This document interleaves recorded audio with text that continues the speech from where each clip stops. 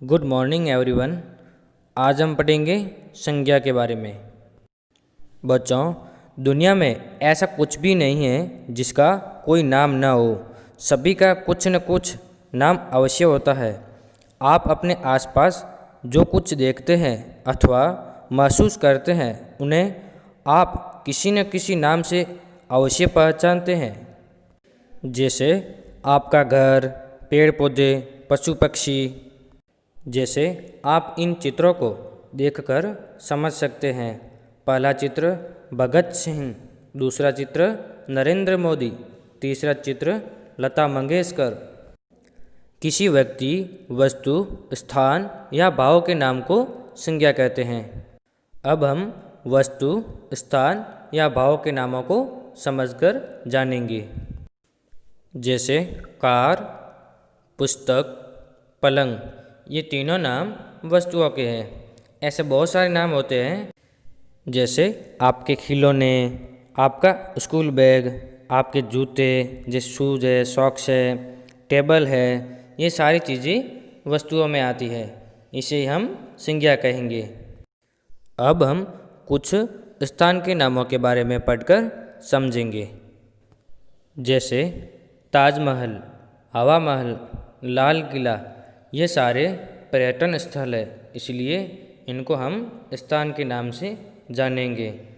अब हम संज्ञा के भेदों के बारे में पढ़कर समझेंगे।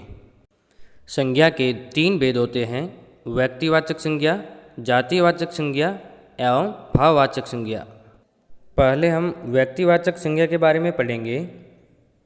किसी विशेष व्यक्ति, वस्तु, स्थान अथवा प्राणी के नाम को व्यक्तिवाचक संज्ञा कहते हैं।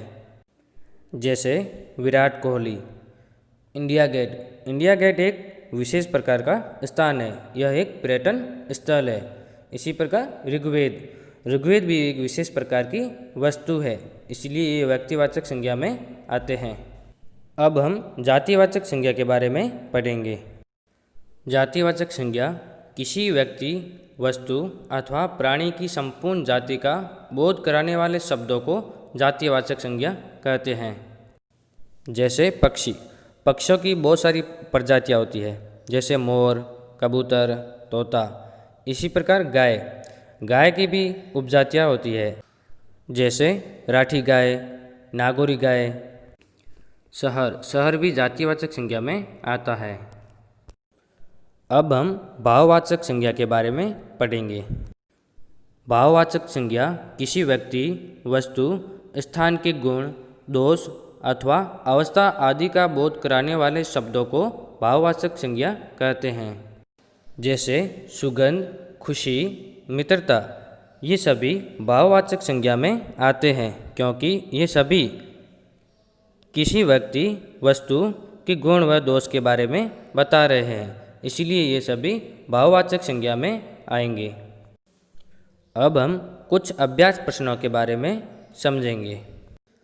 पहला प्रश्न, निम्नलिखित शब्दों में जो शब्द संज्ञा शब्द नहीं है उन पर गलत का निशान लगाइए। जैसे पहला शब्द चलना।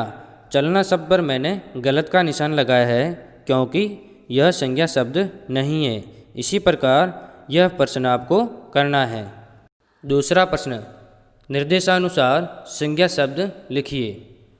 जैसे मैंने लिखा, व्यक्ति का नाम नरेंद्र मोदी, वस्तु का नाम कलम, स्थान का नाम जयपुर, भाव का नाम खुशी। इसी प्रकार आपको एक एक शब्द और लिखने हैं। तो बच्चों, आज की वीडियो में हम इतना ही पढ़ेंगे।